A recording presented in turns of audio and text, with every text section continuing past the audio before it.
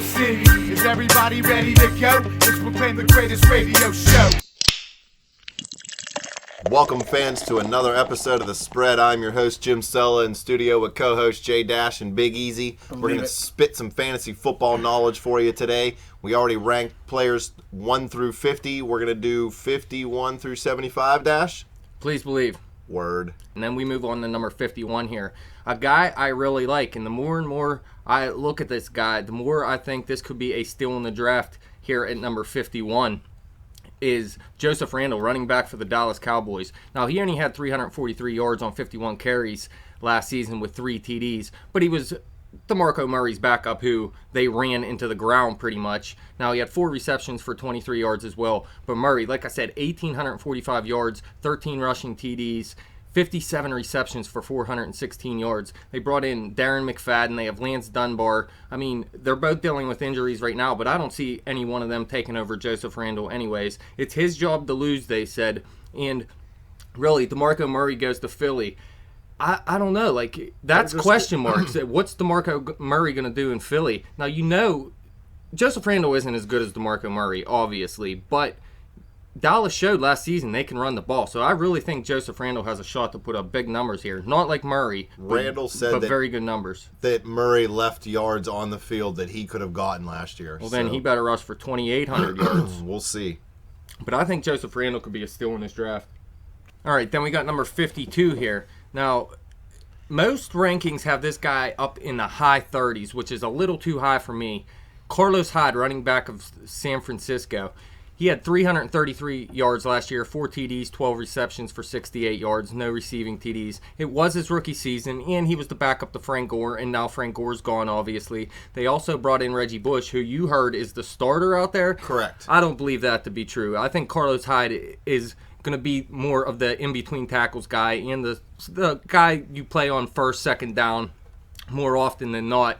But here's the thing, man. I really don't see this guy as a high 30s pick because Frank Gore really didn't have a great season for San Francisco last year. They really didn't do too much offensively to make this team better, in my opinion. They brought in who? Turi Smith for Michael Crabtree. I don't see that as much of an upgrade. Frank Gore had 1,100 yards, a little over, last season with 4 TDs, 11 receptions for 111 yards and a TD. Now, Carlos Hyde's a lot younger than Frank Gore. Frank Gore went into a better offense, so I like Frank Gore more this season, but it's not like I see Carlos Hyde really turning this run game around. So I see him as just something like a number 52 here pick where I have him because I don't see dominating stuff out of him. I see decent stats for fantasy.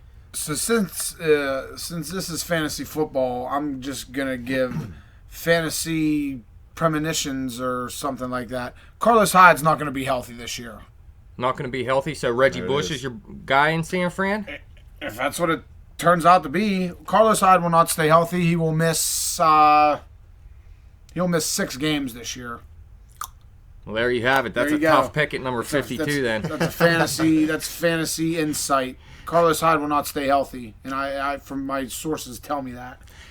All right, let's move on to number 53. Tight end from Carolina, Greg Olsen. He had a good season last year. Now, Kelvin Benjamin stepped up and showed he can be the number 1 receiver out there, and Greg Olsen was really the number 2 guy out there. 84 receptions, 122 targets, 1,008 yards, and 6 touchdowns. He was targeted 9 or more times in 7 games. He had 5 or more receptions in 11 games. He had 5 of his 6 TDs over the first 6 games of the season, though.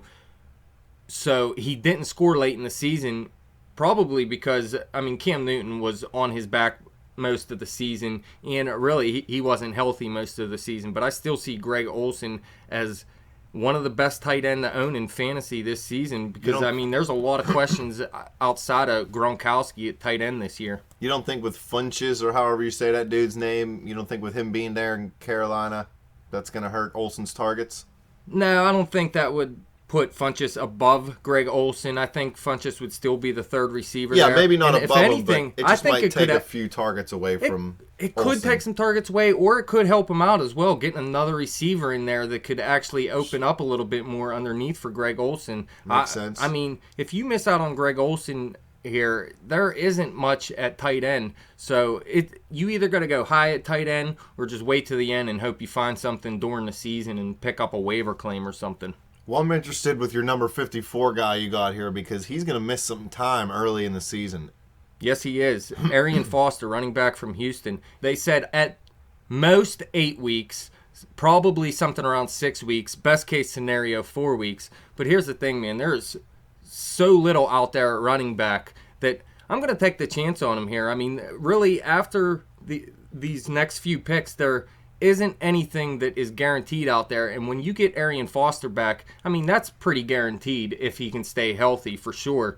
Because, I mean, look at this guy, 1,246 yards in 13 games last season, had 38 receptions to go along with 5 more touchdowns in the air. He had 7 100-yard games, including 157 at Dallas and 151 at Tennessee.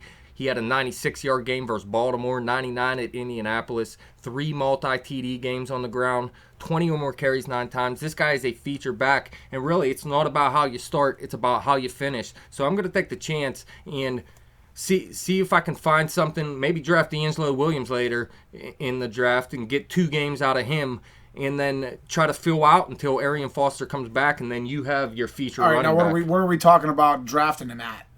Well, pick 54, that would be around round 5. There's no way Arian falls 5 rounds deep in any league we associate in. Well, I mean, you're going to have to make a decision. I seen him low as pick 80. Wasn't he? He was top 5 last year, all-purpose, wasn't he? Oh, yeah, definitely. But the thing is, man, you might be without him for, let's say, 8 weeks at most. Well, there goes 8 weeks. The season's only, 13 weeks long. Oh, so he's already known to be out for some time. He's done for a while. All right, then. So don't even take Arian Foster in my fantasy opinion. Move on. 55. All right, let's move on to 55. Another guy you might not want to take. This guy is ranked as low as 120 to 130 on most boards. I have him here at 55. Victor Cruz, wide receiver from the New York Giants. I agree. I think Cruz is going to have a bigger year because I think Odell Beckham's going to be doubled up a lot of the year. Well, I think Odell Beckham is definitely the number 1 receiver out there still, and I think he's going to have a big season. But look, Victor Cruz was a big-time receiver, a top 20 choice in fantasy before he got injured. Now, is he going to come back and do the same thing he did when he was a top 20 receiver? Probably not. But he still has that skill. And yes, Eli Manning is probably not going to make 2 wide receivers top 15 wide receivers in fantasy. But why not? Ain't he due? Who, Eli Manning? Yeah. I think Eli Manning's going to have a good He's season. in a contract year this year. After Eli. these direct TV commercials, I mean, he's shy, he's glowing right now. It's not as good as Tony Romo's crowning, but yeah, Tony Romo's commercial was better. We'll say that's not fantasy, that's truth. But here's the thing to me, man.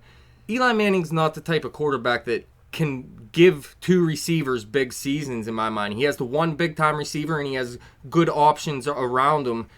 And I mean, New York does it a lot of ways. They can run the ball well. They pass it around. You look at someone like the Chicago Bears, they're going to be playing from behind. They're going to be passing a ton. So I see 2 receivers succeeding out there.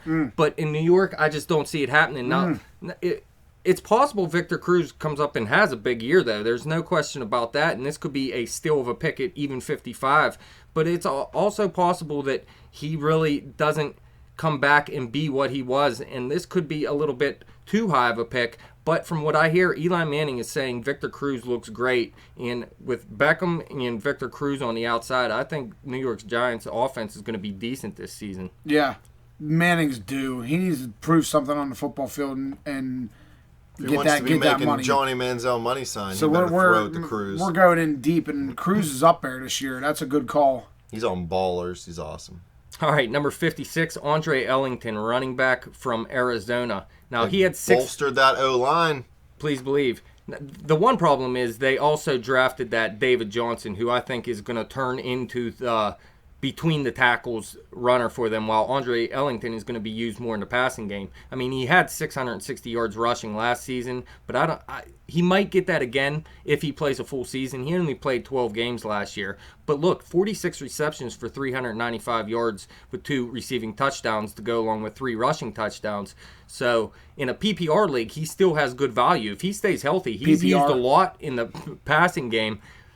And I still see this as a good pick, even if David Johnson does turn into what I think he will, which is I guess you would say starting running back. But Andre Ellington's one of those guys that I like in fantasy just because he is used heavily in the passing game. He's almost like a 2 or 3 year ago Reggie Bush. Yeah, or Darren Sproles, type of running back like that. Yes, exactly. But if you try to feature him in the running game between the tackles, you're going to see 8 games played from him because he's going to fall apart. Will not happen. People need to listen to what we're telling you and play these players in the right spots.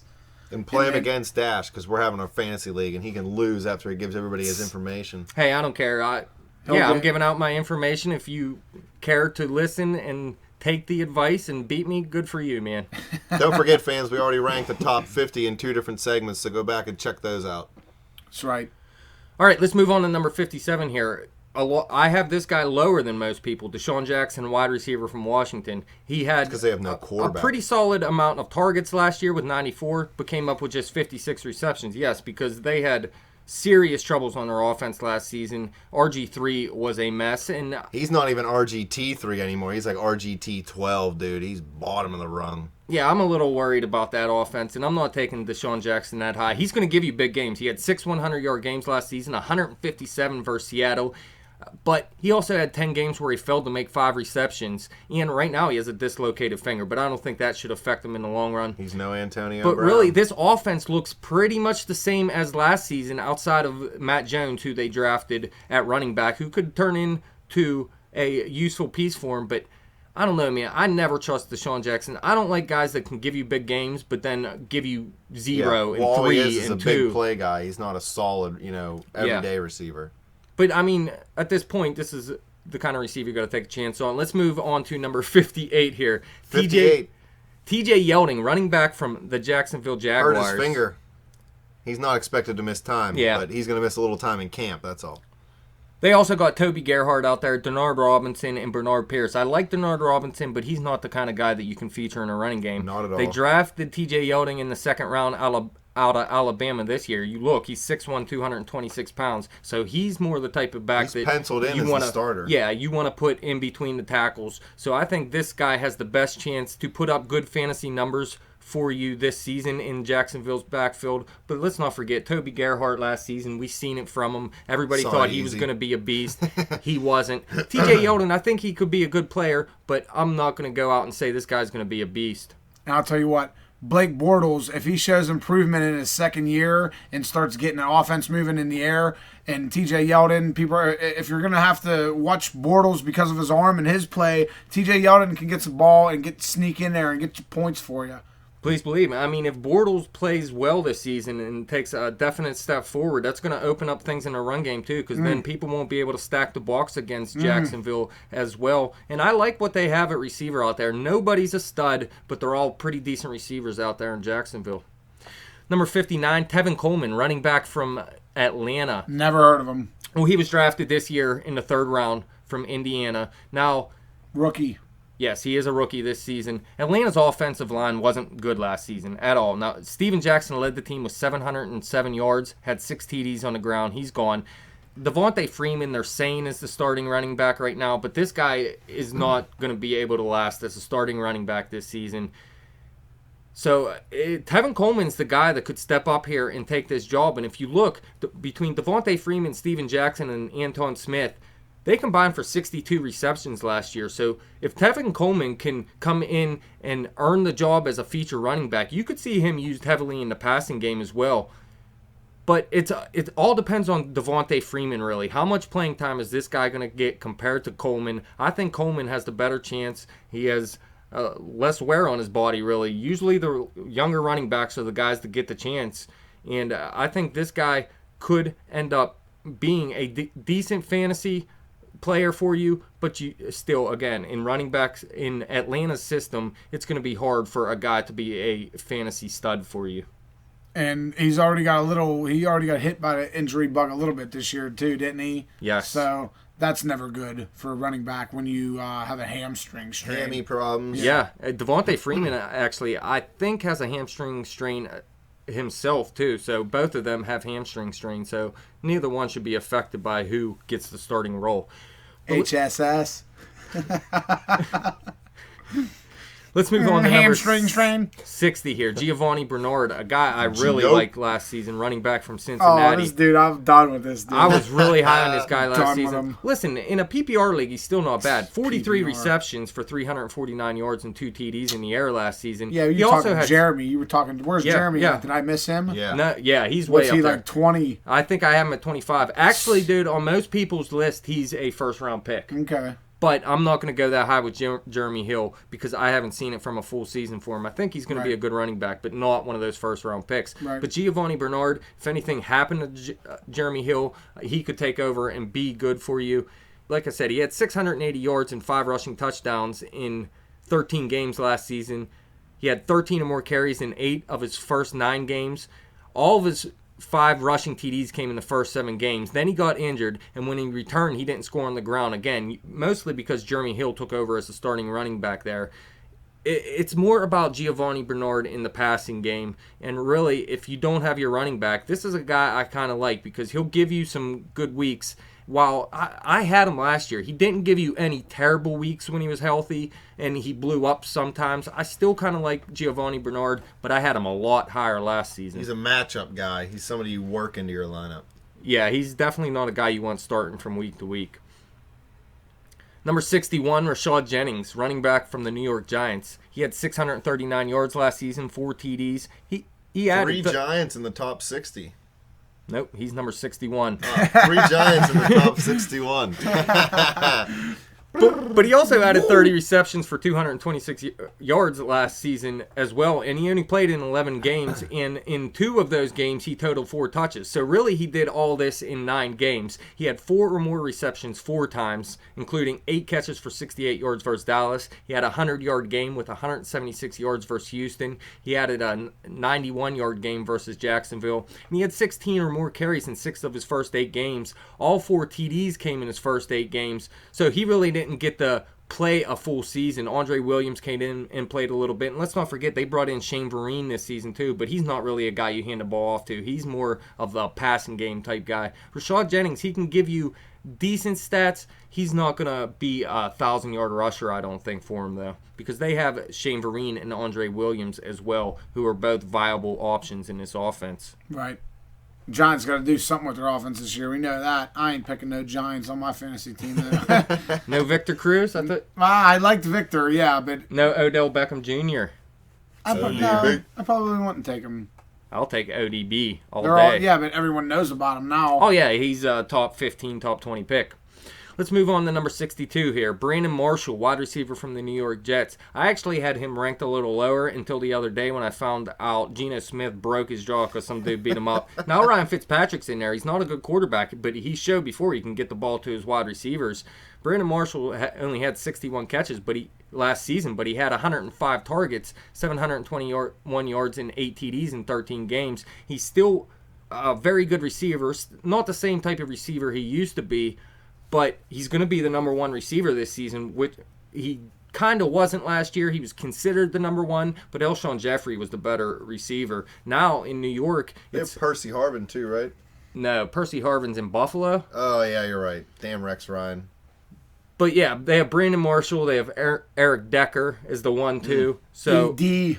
yeah, they got Jeremy Curley ED out there. phone home. They also drafted Devin Smith in the 2nd round this season, so there's a receiver that could step up for him. But Brandon Marshall's definitely the number 1 this season. Fitzpatrick is going to be throwing the ball when they're behind, obviously, when they got to catch up. And I don't think the Jets are going to be a great team this season. I think Brandon Marshall can put up decent stats this year, and probably better stats than he showed last season. And, well, considering he only played 13 games, they weren't bad stats if he played a full season. Somebody for the Jets has to score fantasy points. Brandon Marshall is the likely candidate. Yeah, please believe. Number 63, Vincent Jackson, wide receiver from Tampa Bay.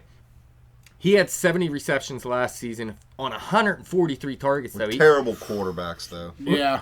Yeah, definitely terrible quarterbacks. I mean, we'll have to see what Jameis Winston does this season. He's probably going to be a little bit better. Crab legs. But I'm not going to come out and say he's going to dominate in the passing game. Mike Evans is definitely the number one receiver out there, but there really isn't too much behind Vincent Jackson. So I still like him. He had 1,000 yards last season, but he only came up with 2 TDs. Hopefully Jameis Winston can get him more than that. But he was targeted 9 or more times in 10 different games. So he was thrown at a ton last season. I expect those targets to go down this year. I expect them to be a little bit more well-rounded of an offense. And Vincent Jackson, his targets are going to go down, but he could put up similar numbers with a few more touchdowns, I believe. 100-yard games this year for Vincent Jackson, over and under 5. We had 3 100-yard games last season. I'm saying over. I think Winston's better than what they had last year at quarterback. I think he's better, too. I can see. So you're saying at least 6. I think don't know, Jackson's man. going to have a Mike big Evans year. is a beast, though. Yeah, but they know about him now. They right? do. Yeah. But people know about Antonio Brown, too. Good luck. Believe it. And Mike Evans, the silence was just a head nod, people listening. Well, listen, if Mike Evans takes another step up from last season, he's going to be not in Antonio Brown territory, but he's going to be one notch down below him because Mike Evans was a beast. Number 64, Amari Cooper, wide receiver from Oakland. I have him lower than most people. A lot of people have him over Kevin White. But I believe Jay Cutler, like I said, Jay Cutler gets the ball to his receivers. What does Oakland do in the receiving game? I don't think really much. Look, Andre Holmes led the team last year with 693 yards. Now, I think Amari Cooper is going to be better than Andre Holmes was. Possibly. Maybe not this season. Maybe it takes a year. Michael Crabtree, yeah, they upgraded a little bit. But now, does that mean they're going to have these 1,000-yard receivers? I'm not quite so sure. I don't think Amari Cooper is a pick 45, pick 50. I don't think you should take him that high. I think you should wait a little bit longer. If he falls, then take a chance on him. Believe it. It's not Cooper's fault. It's his quarterbaacks. You suck, Carr. All right, number 65, Big Ben Don't know how he fell all the Roethlisberger. way down here. Quarterback from Pittsburgh. 65 makes him what ranked quarterback? Because I've missed 6th. Somewhere around there, 6th ranked quarterback. I'm okay with it. Go. Well, look, he had a huge season last year. You don't even have to say anything about him, really. Well, this isn't just for Pittsburgh fans. Yeah, man. I forgot about that. Look, he had 4,952 yards last year, tied with Drew Brees for the league lead. 32 touchdowns compared to 9 interceptions. He had 8 multi-TD games, 9 300-yard games, 2 400-yard games, and a 500-yard game versus Indy. He had 2 6-TD games. Now, look, he's probably not going to have the 6 TD games again. He's probably not going to have the 500-yard game again. Disagree. Okay, well, you could disagree, but that's fine. You could take him higher if you want. This is just my opinion on it. And look, here's the thing why I don't have him ranked higher.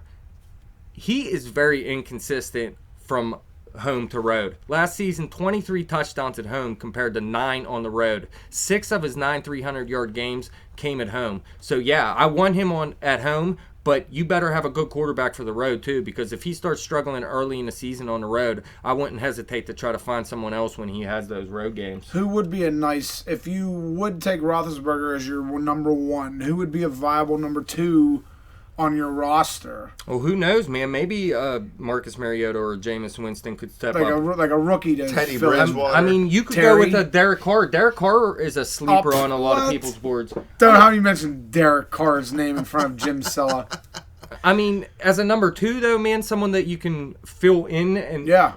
I mean, it's not terrible. He had some pretty big about games Carson last Palmer? season. Carson Palmer's another one. If he's healthy... If he's healthy, Yeah. I mean, he played very well last season, so he's another guy. Tannehill's a guy that someone's going to have to start, I believe. Really? Yeah, I mean, I believe so. There isn't really too many dominating quarterbacks. In fact, if you miss out on Big Ben here, it's kind of getting dicey Sam afterward. Bradford, that's all you get. Sam Bradford's another guy, man, that could work out in Philadelphia's offense. We just had the conversation earlier. Manning, Breeze, Brady, Rodgers. There's 4, and then Wilson and Roethlisberger, right? Something like that. Well, Who else is up there? I had Andrew Luck. There you go. Oh, and Luck. I completely forgot about Aaron him. Rodgers, Peyton Manning, Drew Brees. Yeah. People don't like where I have Drew Brees ranked this season. They think he's going to have a bad season. It's like I don't believe it. it's trending to hate on Drew Brees right exactly. now. And I'm not falling for it. I don't play those Dude, games I was either. looking at fantasy rankings, and for PPR, there were PPR. people on ESPN ranking them. They had like the top 3 running backs and then 30 wide receivers. Go ahead and draft like that, and I will kill you because you can draft the 25th best receiver, and I'll take the 4th best running back. Thank you very much. Believe you know it. what I mean? You want a well-rounded team. You don't want to just stack your receivers. You have other positions you have to fill. And listen to it from the guru, because he's back-to-back fantasy champion and runs a successful fantasy baseball team. Please believe, turn it Nonetheless. around from garbage. Yeah, started from the bottom. Now he's here. All right, number 66, tight end from Chicago, Martellus Bennett. This is, again, Jay Cutler can get the ball to his receivers because they're always losing, and they got to pass a ton. Look, last season, 90 receptions, 129 targets, 916 yards, and 6 touchdowns. He had 8 or more targets 9 times, 5 or more receptions 9 times, 2 100-yard games, including 9 catches for 134 yards versus Green Bay. Now, look, he had 4 TDs in his first 3 games, so he blew it up early in the season, but he only had 2 TDs over his final 13 games. Now, that's a little bit scary, but look, you're not going to find too many tight ends that can catch 90 balls for you. I don't think he's going to catch 90 again, but he's still going to be targeted a lot in this offense, and he's going to come up with a lot of catches for you. And really, like I said, there isn't many good tight ends out there. This is a guy I would trust this season if you miss out on one of the top tight ends. John Fox is in Chicago now too, so the Bears are going to be a little more organized in the way they, compose themselves. So I wouldn't be surprised if their offense ended up having a big year with Jeffrey, White, Forte, Bennett here. It could be big plays from their skill players. And let's not forget, we already mentioned Forte's number of targets is supposed to decrease. Well, those are going to be spread Somewhere, around. That's right. going to be to Kevin White and Martellus Bennett and Alshon. Alshon Jeffrey. So, yeah, I'm liking the targets out in Chicago. Smell what they're although cooking out maybe in Chicago. I don't feel Chicago as a team that much. Number 67, wide receiver from Miami, Jarvis Landry, had quietly a pretty good season last year. 84 receptions for 758 yards and 5 touchdowns. He had 9 or more targets in 6 of his last 8 games. He had 5 or more receptions 11 times and in each of his final 9 games. So he was pretty consistent out there in Miami with Tannehill. But he had no 100-yard games. He came close with 99 yards at New England. But look, he's still just 22 years old. Mike Wallace is gone. Jarvis Landry should step in and be the number 1 receiver there. And I believe he is a better receiver than Mike Wallace when you consider all aspects of the game. Mike Wallace is a better deep threat possibly. Landry should be the number 1 out here. Tannehill had a very good season last year. If he can repeat that, I mean, the options out here, they got Rashard Matthews, Greg Jennings, Kenny Stills, and Devontae Parker, who they drafted, plus Jordan Cameron they got in. So they got some options out here. I think Jarvis Landry's the best one of them all, though. The fantasy team will not be on his back, though, because he's washed up, right? Greg Jennings, he's pretty much washed up. All right, number 68, Roddy White, wide receiver from Atlanta. Roddy White. I hear he's going to have a decreased amount of targets this year. Yeah, that's why I have him here at number 68. If he had the same amount of targets, he'd be higher on my list. But 80 receptions last year on 122 targets. I mean, he caught a lot of his targets last year. 921 yards and 7 touchdowns, and that was just in 14 games. So he was still a good fantasy player for you. Not the guy he used to be, the top 15 type guy. I mean, he's still the number 2 receiver in Atlanta. Julio Jones, obviously the number 1. But Roddy White, man, I mean, he's still a pretty good receiver in the end. The Predator. And you got a capable quarterback there that can get him the ball still. That's what I'm saying. Although, dude really hasn't done much, but, fantasy-wise, he's all right. Yeah. PPR. He's all right. Yeah. All right, which means, where's he ranked? We haven't even got to him yet. He'll be on our next segment. Right. But let's move on here. Number 69, C.J. Spiller. Now, he's in New Orleans. And you have Ingram ranked higher than Spiller. That was amazing to me. Oh, really? Well, Mark Ingram's going to be the starting running back out there. But C.J. Spiller could have a big year because how they use their running backs in the passing game, if they use a running back in the passing game. So C.J. Spiller could step up and be a huge option for Drew Brees. Now, last year, just 300 yards in 9 games. He only had 125 receiving with 1 touchdown. He had no more than 15 carries or 69 yards in any games. He had no more than 4 receptions or 37 yards receiving in any game. But Mark Ingram's the guy you want to go to in this offense. But C.J. Spiller, this could be a sleeper pick. A lot of people have him ranked higher. I'm not quite so sure he's going to be a beast because New Orleans is going to take somewhat of a step back. And C.J. Spiller, I don't think he's going to be a top 50 type player for you. But I could be wrong. This guy could step up and get 5-6 catches a game with 30, 40, 50 yards and be a very good running back for you, and as high as a number 2 running back and a guy you want to start if it turns out how New Orleans fans hope. Sounds like I'm going to have him for my second flex player. Yeah, I mean, I'm not going to say I'm targeting him, but I wouldn't mind taking him at all if he fell to me. When you have no kicker, he becomes valuable. Number 70, LeGarrette Blount, running back from New England. Yeah, I mean, missing his first game. What can you say? There isn't many running backs left after him. Shane Vereen's gone. They got Jonas Gray, Travaris Cadet, and James Devlin out there. So there's nobody really going to take time away from him. But you never know because you see New England before. A guy has a bad game and you don't see him on the field for 3 games. You see Jonas Gray running the ball. You see Travaris Cadet as the starter one game. Who knows? Jonas Gray rushed for 200 yards the week before they got LeGarrette Blount, and then they bring Blount in and just hand him the job. So you're right. The Patriots, you have no idea who's going to run the ball for them. But, I mean, Blunt's the most likely choice when he is not suspended. So we'll have to see. I mean, 547 yards with 5 touchdowns, 10 receptions for 54 yards last season.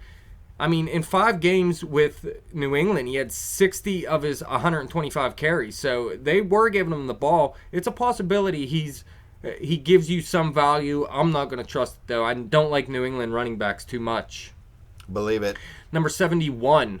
J-Mac. Jeremy Maclin. This is a guy I really like, but I'm surprised the Kansas City wide receivers is high up because they don't know how to catch touchdowns. I don't know if you were aware of that. Well, that's why Jeremy Maclin's so low. This guy, to me, if he was still in Philly, he'd be maybe a top 30 pick for me. I really like Jeremy Maclin. Look, last season, 85 receptions. Sam Bradford, you'd still have him up over Sam Bradford hitting him. Yeah, I think the way they run their system and stuff, I think they would get Jeremy Maclin the ball a lot. Now, KC, I mean...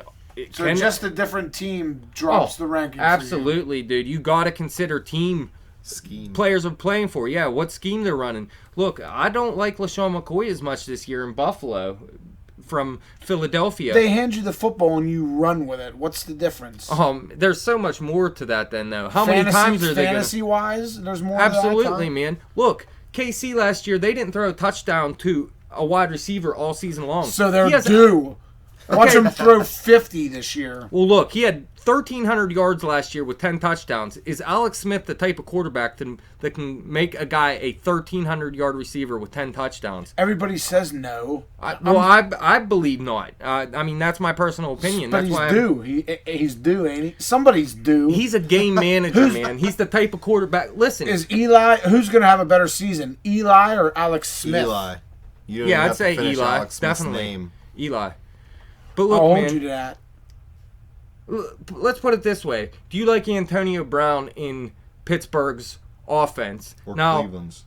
Now, if Antonio Brown went to the Cleveland Browns, would he still be a top 10 pick to you? Absolutely not. It's a different system. That's especially a great with wide way receivers. to explain that to me. Running backs are a little bit different because they are handed the ball easy, so it's a little different. But wide receivers, if you have no quarterback to get you the ball, you're garbage. It is a little different, but let's put it this way. Would you want DeMarco Murray in Dallas' system, or would you want him in the Saints system? Right. You know what I mean? Right. You can go any way with it. Actually, man, the system is almost more important than the player. I like Maclin, though, man. I do. I really like Maclin. Him too. He always did it big the last, couple years. 2 years at least, fantasy-wise. Definitely. I like him a lot more than Deshaun Jackson personally. I just give the upgrade to Deshaun Jackson because I still think Robert Griffin III can get the ball to him more than Alex Smith can get the ball to Jeremy Maclin. Simple as that.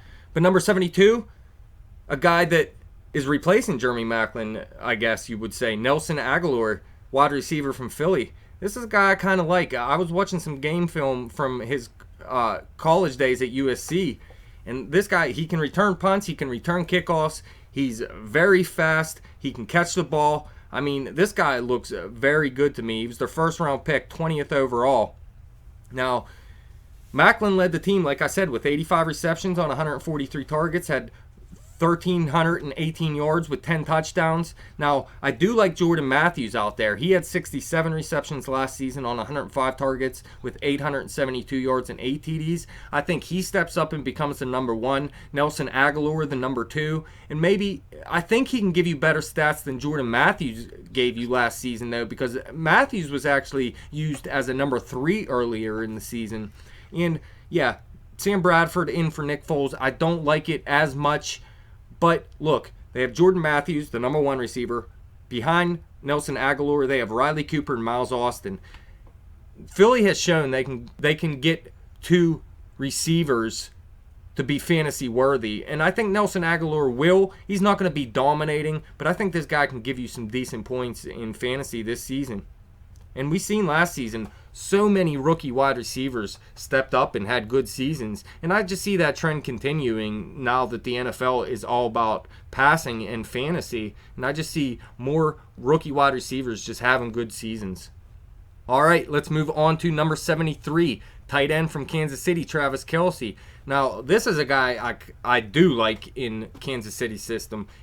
Receivers haven't caught touchdowns, yeah, but he caught touchdowns. He had 5 touchdowns last season, 862 yards, 67 receptions on 87 targets. Now, last year was his first season seeing game action, so really this is his second year. He had a 100-yard game last season, 93 yards versus New England. He had 4 more receptions 10 times, and he had 23 receptions on 30 targets over his final 4 games. So him and Alex Smith got on the same page late in the season, and with an off-season to work together, I think Travis Kelce could be a nice tight end for you to draft with the top ones off the board, and could be, I wouldn't say a fantasy sleeper because people know about him. They know he's going to be a pretty decent tight end for you, but he could actually give you more value than you actually think you have when you draft him.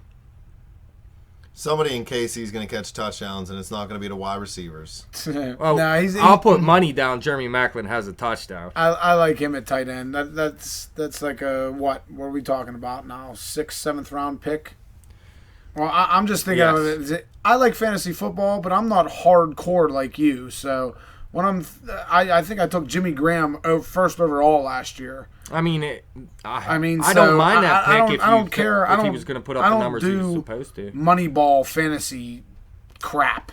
Yeah, you want that? You don't. I take whoever I want. I don't care. You miss out on some of the sleepers if you don't know about them. Is what you're saying? No. No? I'm just saying, You're not saying that? if I'm the number one overall pick this year, if you're number one, Le'Veon. Yeah, I'm not taking Le'Veon number 1 overall this year. That's cool. You know who I'll take? Aaron Rodgers. Ooh. I mean, you can go that way if you want. I've That's seen people do it That's before. what I'm feeling. I have to take the running back if I have number 1 overall. And Le'Veon Bell, there's no one that compares to him in my mind. All right, finish this top 74 and 75. Let's punch it out. All right, number 74, wide receiver from Minnesota, and their number 1 wide receiver this season, Mike Wallace. All he knows how to do is go straight. 67 receptions on 115 targets last season, 862 yards, but he did put up 10 touchdowns. He had 8 or more targets 8 times, 1 100-yard game with 104 at New England. He had 1 multi-TD game. Greg Jennings actually led the team with 59 receptions on 92 targets, 742 yards, and 6 TDs last season for Minnesota. So they really needed an upgrade at wide receiver. And they got one in Mike Wallace. Not that he's the greatest player in the world, but the Teddy Bridgewater coming into his second season, I think he's going to be a little bit better than he was last season. He got an upgrade at wide receiver. And let's not forget, they brought in Charles Johnson, too. I like him as a number 2 wide receiver. He wasn't playing much to start the season and then came along as the season went along. Yes, that sounded ridiculous. As the season proceeded. Yes. But Mike Wallace, I mean, I think he can have a decent season for you if Teddy Bridgewater takes a step forward like I hope he does. And now they got Charles Johnson on the other side to open up a little room for him. Kyle Rudolph's healthy this season. He could open up some more room for him. Adrian Peterson's coming back this season. I think Minnesota is going to take a little bit step up offensively this season, although they won't be dominant by any means. I don't know. Terry might break out. Terry. Yeah. Number 75, Allen Robinson, wide receiver from Jacksonville. This is a guy I really like. Now, if you look, he only had 48 receptions on 81 targets, 548 yards, and 2 TDs, but he also only played in 10 games. He missed the end of the season. And in the first game of the season, he was a non-factor. So really, he did all that in just 9 games. But you look, man, 5 or more receptions 6 times, at least 7 targets in each of his last 8 games played. He had 9 or more targets 5 times. He had 2 TDs over his final 4 games. And he's still very, very young. They have him as the number 1 receiver out there. Blake Bortles could take a step forward this season and make a wide receiver relevant out there in Jacksonville. And really behind Allen Robinson, it's Allen Hurns and Marquise Lee. Yeah, they brought in Julius Thomas. I don't think he's going to be featured in this offense by any means. I think their best option out in Jacksonville is Allen Robinson, and I think this guy's going to have a very good season. Not feeling it? I don't know. Jacksonville, Bortles. I hope Bortles. If Bortles can get it going, yeah, he's viable.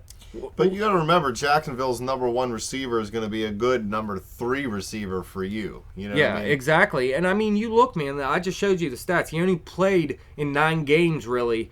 And in 6 of those, he had 5 or more receptions. So he was kind of consistent out there in Jacksonville already. And any kind of progress Bortles shows should only make Allen Robinson better this season. And let's not forget, if TJ Yeldon can be any better than what they had last season, that could also help for him. But I think Allen Robinson may be the most talented player on that offense. I'm buying into Jacksonville taking a step forward this year and winning like 6 or 7 games. Yeah. But hey, playing from behind isn't bad when you're a receiver either. Please believe. Some other guys you're going to hear in the next segment, you're going to hear the quarterbacks, like we said, Matt Ryan. I like Cam Newton. I have him ranked a little higher than most people. Doug Martin, you're going to hear about, one of the last starting running backs available here in the draft. And Julius Thomas from Jacksonville.